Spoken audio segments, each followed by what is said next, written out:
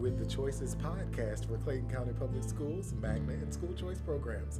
I'm Dr. Bryan Reese, and today I'm joined with the most magnificent Magnet specialist at West Clayton Elementary, Miss Brandy Shelton. Hi, Miss Shelton. Hi, I'm glad to be here. Good afternoon. How are you doing? I'm doing extremely well. And today we're both gathered at the PBO Works workshop for culture, and it's been extremely beneficial. I've learned a lot. Have you enjoyed it today? Yes, it's been great so far. We're learning a lot about collaboration with both teachers and students with project-based learning. I've definitely enjoyed myself. So I'm really privileged to have this chance to take a few moments and interview you in the corner for a second. Let's talk a little bit. Let's start with some comparisons because I feel like they always ease the room and the space, okay? Okay. Purified water or spring water? Purified water. Why? Just like the taste. Just like the taste. Yes, no other reason. Peanut butter and jelly or cheeseburger? Cheeseburger. Cheeseburger. No reason? Any reason? I'll take either one, honestly. I often ask this question because it tells me a little bit about a person's personality. Okay. Colored pencils or crayons? I think I'm going to go with the colored pencils. Do you know why? I think I can stay in the lines better. Yeah. You seem to be very much like that. I need to be able to control to make sure I'm able to Yes, stay alive. yeah, I think I could keep it more neat. Yeah, I love it. So you are a person who's serving in a magnet specialist role. You were previously a teacher. Tell us a little bit about your upbringing. Where are you from? Where did you, how did you end up in education? Tell us a little bit about your background. Sure. Okay, so I'm actually originally from Clayton County. Okay. So I actually went to school in Clayton County, went to several schools here in the county, and I previously have worked in a few different places, including I was a probation officer for a while. Oh, really? Yes. Wow. So that was my first degree was criminal justice. Okay. And then I went back to school for education. I started out teaching pre-K with the babies, and then I taught a few other grades as well. And my favorite grade was fourth grade. That was my favorite. Really? Yes. Why did you like fourth grade so much? I don't know. I liked the older kids. I really liked all the subjects. I liked being self-contained in fourth grade, teaching all the subjects. But I really did like working with the older elementary kids. But I really am enjoying this new position as magnet specialist. Our school, West Clayton, has a STEAM program, and I really love implementing the arts, so that's really fun. That's amazing. So you're just now moving into that implementation phase. Yes. What have you learned in this past year about that program and that endeavor toward magnet? Oh my goodness, I have learned so much. It has been a lot to learn for sure. So honestly, when I first accepted this position, I think anything that I thought I knew about the position, maybe I didn't, because it's definitely been a lot more to it. So I definitely knew that I would be implementing the STEAM aspect of it. I definitely didn't understand how much project-based learning would be a part of it as well. But then marketing has been really big. Definitely marketing to the community about our school has been an important part of the job, and so that's been really enjoyable, getting to communicate and talk to people throughout the county and letting them know what we've got going on at our school. So that's been really fun. I know you have a lot of partners that are working with your school. Which is the one that has stood out the most to you, that you've been able to develop this deep relationship with, and you can see the work happening in your school? And it's not saying that's your favorite, but the one that you've seen most effective so far.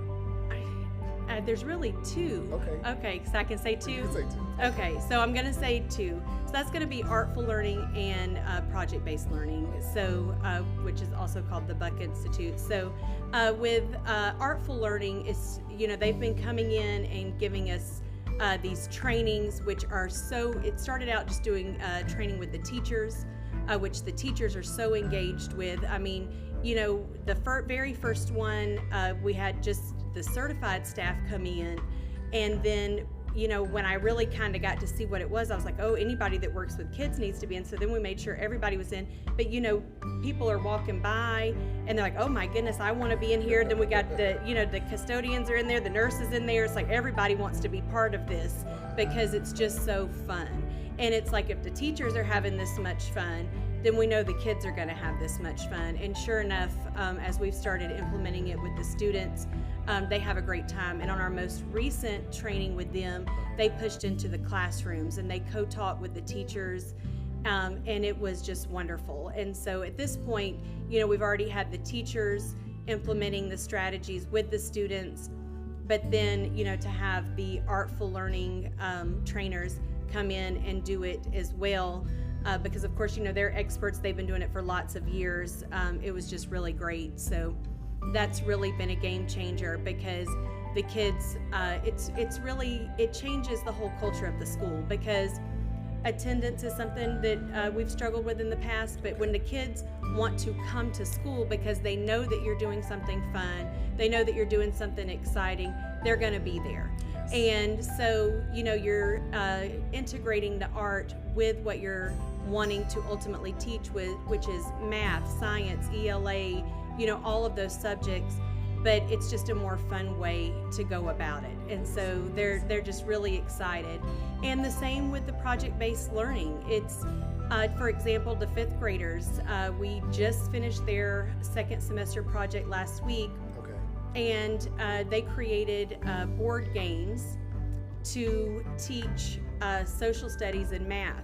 And so they created their own games, and they were so engaged. They had the best time, and they've got them on display right now in the media center for everybody to see. And they went all out on these games, and they look wonderful, and their questions are very well thought out. I mean, they are just really good quality games. You can really tell the kids really cared about these projects. They were very into it. So it's just been really fun. I noticed we've done a few investments. There's this beautiful new mural in your school. Yes. And we're currently spending $50,000 to add some audio and stage equipment for your cafeteria that has also recently been renovated. So what are some of the things that you're excited about that's going to be happening at West Clayton? Yes, so we love the mural. And one of the great things about the mural is it was inspired by some of our actual students. Yes. So the mural artist actually came out and worked with students that we have to portray them, onto the wall. And then even a step further, our first graders PBL was actually in part to be inspired by things that they see around them to create art. So they actually also met with the mural artist to see how he had been inspired to create the mural. So it all came about. It was just wonderful. But then so that's been great. The kids are still very excited every time they come in and see that, and to see that it's our own children that are on the wall is wonderful. But I'm very excited about the cafeteria project that's coming up, because we had a really big Black History program in February, and we had we borrowed a stage that we had brought in, and we had a lot of equipment that was borrowed, microphones and things like that, and it's not fully installed equipment. So it was, and it was a struggle to hear during the program, but we made the best of it, and it was a great program. But we kept saying during the whole thing, next year. Exactly, it's going to be a lot better. So, especially being a school that's integrating arts and wanting to put on those performances, the idea of having our own equipment for stuff like that and having quality equipment and the ability to put on shows where when the parents and the community come out to see these shows, that the students' voices can be heard easily by the parents and the people that are coming to listen to them. That's very exciting. That is super exciting. Yes. And I love all of the productivity. I see the teachers brightening up and the kids are excited. And I know your parents are extremely excited as well. You had a number of students who applied to your school this year. And I know you're very proud of the work that you're seeing there so far. Absolutely. Yeah. Okay, so getting down to the reason why you found yourself in education, because I want to dig back that direction. What made you, outside of having that invitation, what made you decide, okay, this is what I should be doing with my life? Okay, yeah. So my personal backstory, again, I did grow up in Clayton County, and I kind of jokingly like to say that I went to almost every school in Clayton County. So I moved around a lot. I actually grew up in foster care. So when I was 5, I was removed from my mother's custody and placed in foster care. And so I never was adopted. So I kind of, when you're in foster care, you get shuffled around a lot. And so I got moved around, and when I did, I would, usually end up in a different school. And, one of the things that resulted in that was a lot of times the teacher was just, kind of just an adult in my life. It was a sense of stability. School was a sense of stability. And, even when I went for that first degree criminal justice, I remember kind of considering, do I want to do, criminal justice? Do I want to do education? And I had even considered education at that time. And so it was definitely something that I had always considered. And so I definitely was really excited to ultimately get the opportunity to teach. That's something that I remember wanting to do even when I was in elementary school, wanting to be a teacher. So that's something that I wanted to do for just about as long as I can remember. So, and then I love the fact that, I ultimately got the opportunity to teach in Clayton County where I went to school. I often say that there are students who are often marginalized in our district, whether that's homeless or in foster care, adopted, lots of situations, right? What's something that you, as both an educator who I would define as have made it, what is something that you would like to share with them about their future trajectory as they're planning their future lives, their future careers, etc.? I would say just to persevere, even when things are difficult. I was not, you hear a lot of teachers say, or a lot of teachers that I know, were always really kind of straight A students, kind of students that really excelled in school. I was not one of those. I think largely in part to the fact that I moved around, that I didn't have a lot of home support. I really struggled in school. I kind of graduated by the skin of my teeth. I really struggled all the way around. And so, as a matter of fact, when I first graduated, I didn't go to college right away. I really didn't think I was smart enough to go to college. I did not think that was for me. I didn't go to college till later in life because I didn't see that for my future. And so I like to share with people that, especially someone that I see that's struggling, if I can do it, anybody can do it. Because that, you can do it. Sometimes it just takes persevering and just trying. It takes getting in the right class with the right teacher that can, teach it to you in a way that makes you understand it, that makes everything click.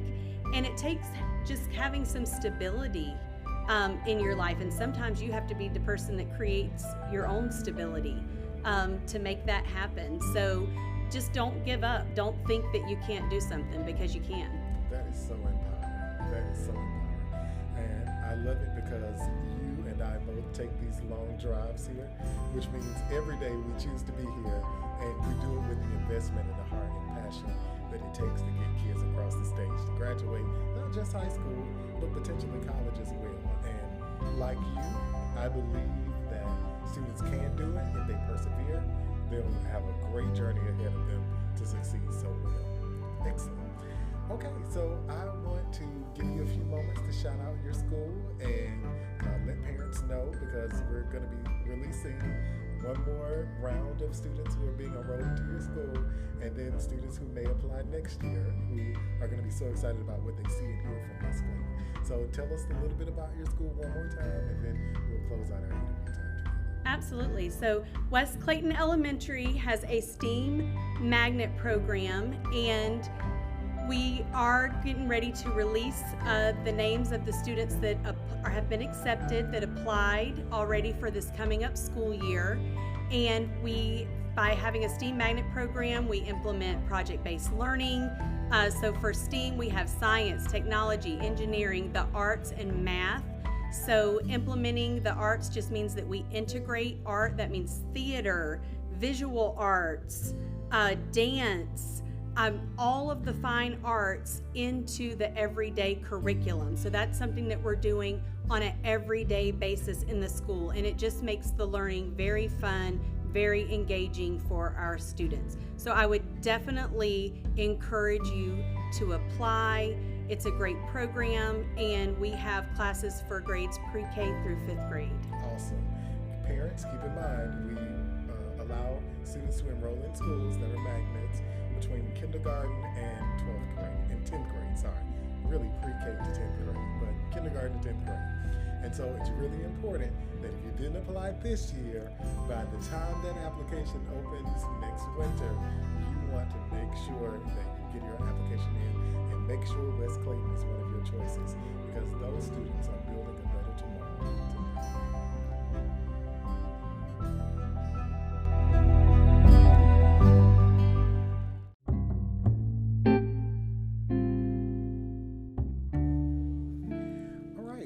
Back with the Choices podcast. Today, our special guest is Dr. Lisa Hinton.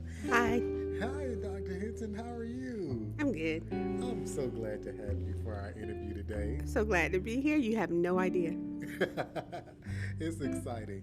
Dr. Hinton is one of our district magnet leads here in Clayton County Public Schools, and she has served diligently in her work with all forms of magnet programming. And she was a math teacher back in the day, so we'll talk a little bit about that as well. And so I'm really excited to get into this interview. So let's start a little bit with some comparisons. Let's see, would you prefer, and I see you have water, but I'm just going to ask anyway, would you prefer purified water or let's say spring water? I would think, because I'm a country girl, I would prefer spring water. You prefer spring water over purified water? Mm-hmm. I'm from the country. We had well water. Now, well water, okay, that's a different conversation, because I miss well water. Me too. Me too. If you were to have a meal, would you choose pizza or hamburgers? Probably pizza, because I don't eat hamburgers. You don't eat hamburgers? At all. Is it just the beef, or is it the hamburger? It's the hamburger. I don't eat turkey burgers, chicken burgers, none of that. Really? Really. I don't eat hot dogs either. Oh my God. So if I'm at a cookout with both, then I eat whatever is there. That's not hamburger or hot dogs. Do you eat ribs or? I don't eat ribs. Oh my God. I know. I need to turn in my car. What are you having at a cookout? That's the question. What is your meal? I will have, hopefully there's a green salad, because I hate to say it, I don't eat potato salad either. I know, right?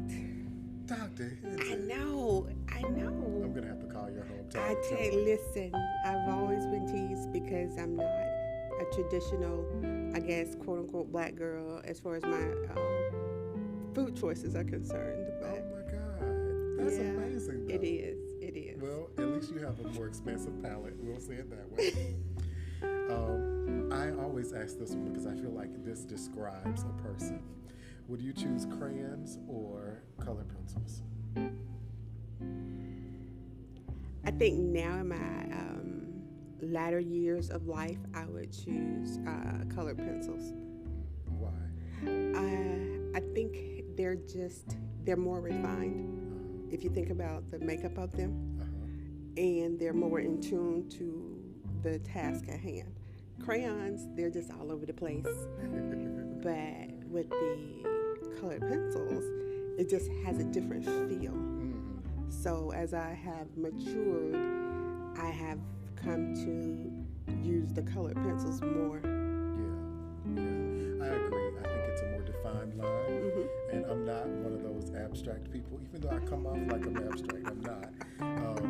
So I think that's an amazing point. I really like that. So you have a background as a math teacher. Tell us about this transition from being in the classroom to leading in school choice and working with schools to help support their processes in magnet programming. I think it was an easy transition for me. Okay. Because I am a true blue personality, so I love helping people. I can see that. My leadership style is to make you better than you were the day before. Oh, wow, I like it. So it's easier for me to get in and get, I won't say down and dirty with the teachers, but how can you improve yourself? Let's do self-reflecting. How can I make myself better? So that's kind of how I look at the transition. How can I make this path easier for someone who wants to become, I won't say like me, but maybe better than me? And in a way, hey, I want to expand my horizon and move out of the classroom or move into a role that suits who I am. Absolutely. What's something that you see in our current day teachers that you either saw in yourself or that you love about what you see in them that you would have wanted to see in your teacher self? Their passion for learning, because you never stop learning. Yeah. You never want to be in a place where you're stuck in a box, because I remember a workshop I did, and I had a rotary phone. This is my grandmother's phone. We know those. I remember. Or do you want to have a regular cell phone? So how progressive do you want to be? And you find that those teachers who have that passion for wanting to progress, that's what you gotta take that love and try to keep it at the forefront of their mind, because this is a hard business. Yeah, it is. But we gotta keep in perspective, where is it we want to go and what is it we really want to do. Yeah, and I remember you mentioning once before you were a chemistry major, right? Yeah, back in the day, I wanted to become a chemist. I wanted to I wanted a Coca-Cola. I won't say named after me, but I wanted to invent a new taste of Coca-Cola. I wanted to work at the World of Coca-Cola. Wow. And where did that passion start? That passion started in high school. Okay. With my science teacher, my chemistry teacher. And then we would mix things together, and I thought, wow, this is cool. And then we went to hear the creators of, I don't remember the hair products, but it was a company that made hair products. It was African-American male. Okay. And I don't really think it was the Bryan brothers, but I'm not sure. I don't want to put a name to it. But they talked about the chemistry part behind the product. And that just sparked something in me. And I thought that's what I wanted to do. I really wanted to get into that world. But as it turns out, God had a different calling for me. You know, the funny thing is I remember from chemistry classes, there was so much math in there, I can imagine. It was probably heaven for you. You did the best of both worlds. Right. By the way, I was a history teacher, so of course I was uncomfortable.